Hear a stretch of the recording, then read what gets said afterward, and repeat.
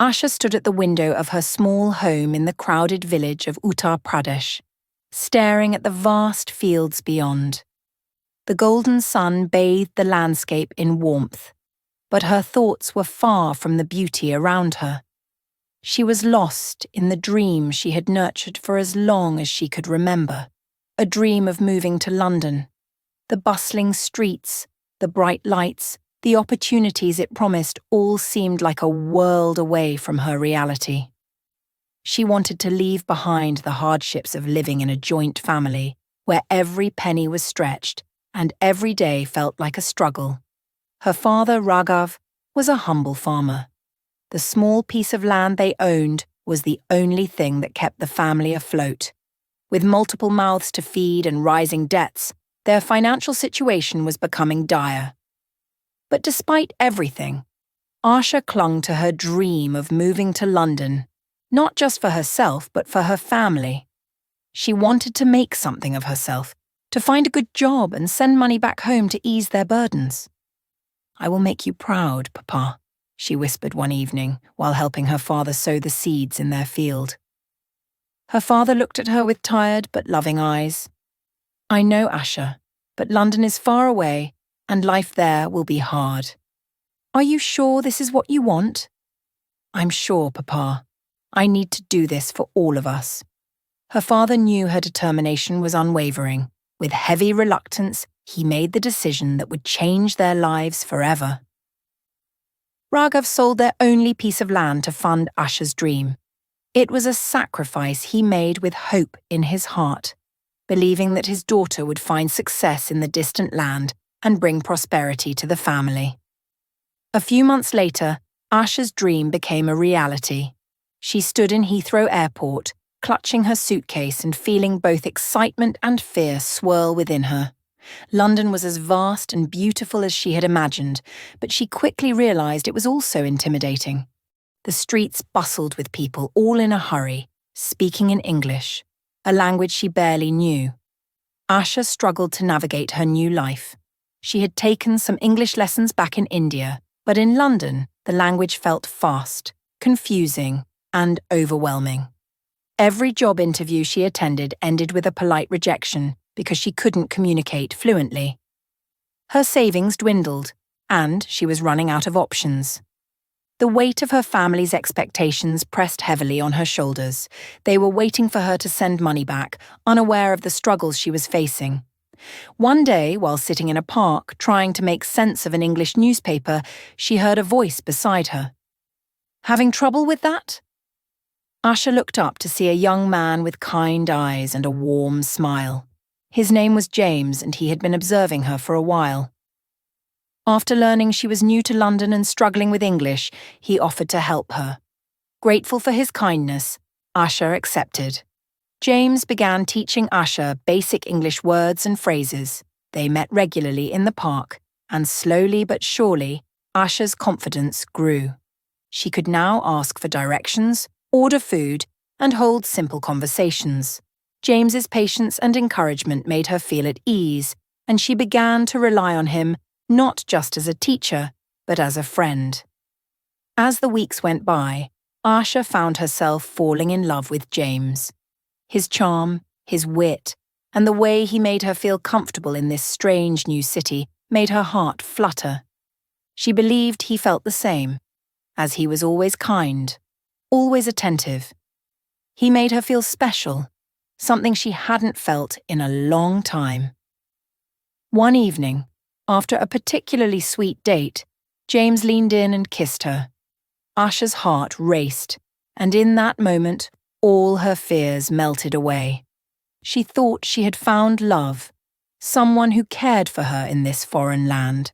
Their relationship blossomed, and Asha felt like she was finally beginning to build the life she had dreamed of in London. But then, things began to change. James became distant, his texts and calls less frequent. Asha, now 3 months pregnant, was terrified. She hadn't told her family back in India about the pregnancy, not knowing how they would react. They were still waiting for the money she had promised to send. Her father had put everything on the line for her future, and she felt like she was letting everyone down. When Asha finally confronted James about his behaviour, he was cold and dismissive. "I'm not ready for this, Asha," he said bluntly. "This was never part of the plan." Asha felt her world crumble. "But we're in this together. You said you loved me." James shook his head. "I never promised you anything." With those words, James walked out of her life, leaving Asha devastated, alone, and pregnant in a country she barely knew. The weight of betrayal crashed over her, and she was left to pick up the pieces of her shattered dream. Months passed, and Asha gave birth to a baby boy, Aryan. She had no job, no friends, and no family to lean on. Her father and mother continued sending messages, asking when she would send money, asking how things were going. But Asha couldn't bring herself to tell them the truth, that she had failed, that she was living in a small, dingy apartment, barely getting by on the little savings she had left. Each time her phone rang with a call from India, guilt gnawed at her. Her father's voice, full of hope and love, echoed in her mind. He had sold everything to support her, and in return she had given him nothing. How could she face them? One evening, as Asha sat alone, cradling Aryan in her arms, the reality of her situation hit her hard.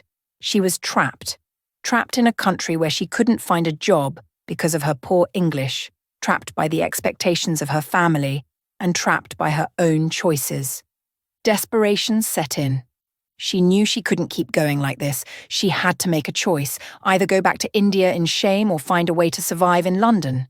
And for Aryan's sake, she chose the latter. Determined to turn things around, Asha threw herself into learning English. She enrolled in free community language classes and studied every night while Aryan slept. It wasn't easy, but she was driven by the need to provide a better life for her son and to fulfill the promise she had made to her family. Slowly, Asha's English improved. She gained the confidence to apply for jobs again, and this time she was hired as a cashier in a local supermarket. It wasn't the glamorous job she had imagined when she first arrived in London, but it was a start. She sent her first paycheck back home, along with a letter explaining everything. Her family was heartbroken, but they didn't abandon her. They encouraged her to keep going, to keep fighting for her dream.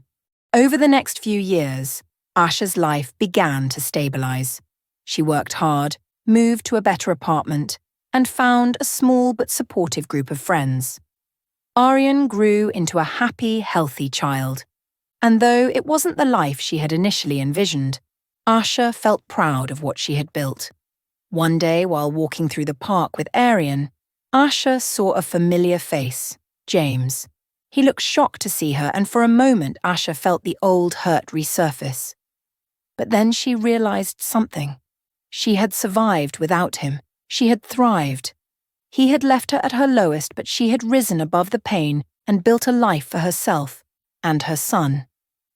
"Is that your son?" James asked, breaking the silence. Asha smiled, holding Aryan's hand tightly. "Yes, this is Aryan." James looked uncomfortable, perhaps realizing what he had lost, but Asha didn't care anymore. She had no room for him in her life, no room for the pain he had caused. As she walked away, Asha felt a sense of closure. Her journey had been long and difficult, but she had emerged stronger. She had learned English, learned to survive in a foreign land, and most importantly, learned to rely on herself.